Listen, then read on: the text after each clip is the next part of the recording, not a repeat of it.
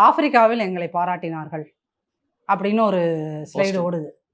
என்னடா அப்படின்னு பார்த்தீங்கன்னா, அவங்கள்ட்ட காசு குடுத்தா உங்கள கூட பாராட்டுவாங்க. அவங்களோட வேலையே என்னன்னா, பணத்த வாங்கிட்டு உங்கள கிரீட் பண்றது, உங்கள வாழ்த்துறது அப்படின்னு.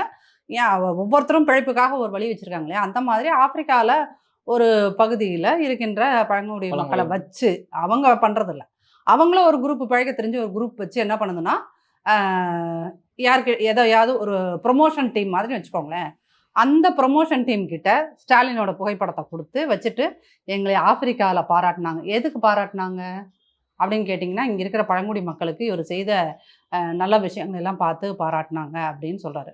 இவருடைய இந்த நாடகங்கள் இருக்குல்ல, ஆமா. அப்புறம் இந்த ஃபோட்டோ ஷூட் நடத்துறது, இதுல எல்லாம் மக்கள் வந்து ரொம்ப வெறுத்து போயிருக்காங்க.